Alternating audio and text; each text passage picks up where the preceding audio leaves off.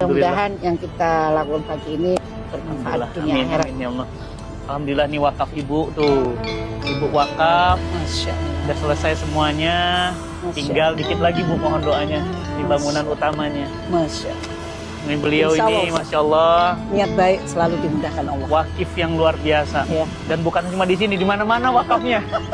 Dan nilainya wow, Masya Allah. Menyemangati mereka, Ustaz. Kita mau ngeliat ke dalam, Ayo, Bu. Masya Allah.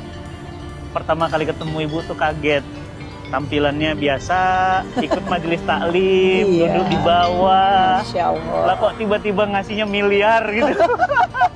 Nggak percaya, Bu. percaya ya Ustaz ya. Karena Masya gimana bisa? Karena kan orang tuh Nggak semua. kenal Nah, juga. satu, kedua orang tuh semua ngeliat tampilan, Bu.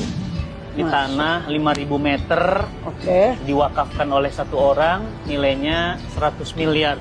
Dan alhamdulillah wakafnya beliau juga ada di sini, wakafnya antum teman-teman ada di sini. Masya. Ini santri putri tempat bawah makan, atasnya kamar, ini ruang belajar atasnya.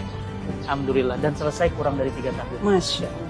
Alhamdulillah. Itu salah satu bukti kebesaran. Allahu Akbar. Bu Aisyah, Ya Ustaz. saya gak akan pernah bisa lupa pertama kali ketemu ibu. Masya. Karena saya hadir waktu itu dalam tanda kutip manusiawi, Bu, kecewa. Saya biasanya kalau hadir jamaah itu selalu banyak, bludak gitu. Tiba-tiba pas datang cuma 7 orang. Itulah manusia, saya manusia biasa. Ketika datanglah 7 orang, saya mau galang dana wakaf untuk pesantren saya gimana. Tapi ternyata 7 orang, ada 1 orang namanya Bu Aisyah dengan penampilan yang sangat sederhana berwakaf miliaran. Masya. Dan sekarang pesantrennya sudah jadi. Masya Allah. Bu, saya juga ingin tahu, ibu wakaf dengan nilai yang sebesar itu ada rasa seperti apa, Bu? Nggak sayang, itu kan uang bisa beli rumah, bisa beli mobil Forsi, Lamborghini. Allah menitipkan harta kan bukan buat kita beli kapal pesiar, buat beli tas Hermes.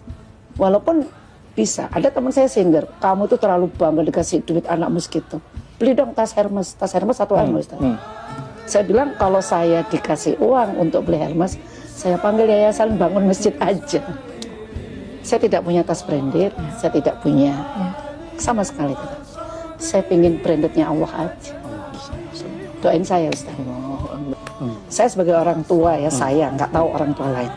Itu harus anak itu tergantung ibu, bukan tergantung ayah. Kalau pilih istri itu ibu yang pintar, ibu yang benar. Karena dia nanti yang akan mendidik. Nggak sembarangan. Saya persiapkan anak saya sesuai keinginan saya. Saya nggak pengen kok punya anak jadi profesor. Jadi anak itu harus dipersiapkan oleh orang tua. Masalahnya saya juga pernah dengar dari ibu. Ibu punya restoran di Surabaya, di jalan yang sangat-sangat prestisius.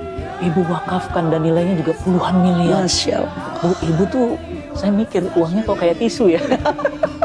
Dicabut keluar, dicabut. Apa gimana, nggak habis-habis apa gimana? Kan sesuai janji Allah. Berbagi 1 diganti 10. Ada yang lebih dalam lagi, Al-Baqarah diganti 1 700 kali. 700 kali. Ya, Kenapa harus takut? Kenapa harus pelit di jalan Allah? Orang tua saya, Ustaz, hotel itu mau dibeli Megawati dengan uang ya, dikasihin ke Nahdlatul Ulama. Oh, Itu contoh dari orang tua. boleh kasih bocoran seperti apa orang tua dulu? Dia lihat guru ngaji, belum haji, dia haji. Kayak cerita Ustaz tadi, setiap tahun ada aja nih. Tanah di mana-mana panggil, izin kasih kan. Anaknya nggak ada yang kasih.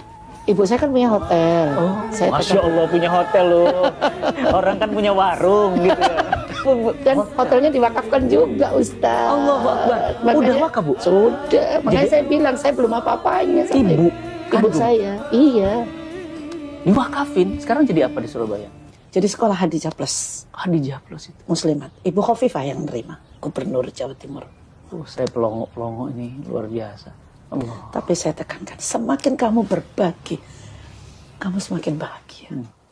Jadi wakaf kepikiran, restoran ibu yang mewah itu diwakafin itu gimana awalnya? Saya bosan, Ustaz. Punya duit.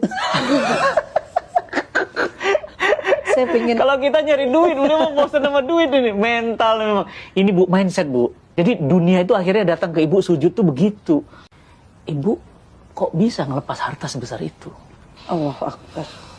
Yang menggerakkan hati itu Allah. Saya sendiri itu anak saya ya. Waktu dengerin kajian Ustadz kasih presentasi, tunjukin ke kita bahwa dapat tanah wakaf, cerita begini-gini, saya ditepuk.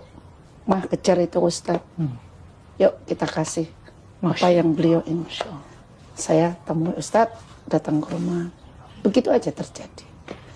Tapi yang muncul bukan rasa kehilangan yang uang yang rasa bahagia bahwa kita bisa berbagi segitu. Itu menurut saya masih sangat kecil. Jadi rasa bahagia itulah yang tidak ternilai dengan miliar tadi. Yang didatangkan sama Allah. Jadi ada rasa bahagia ketika mengeluarkan harta. Setiap kita berbagi, bahagia itu selalu hadir.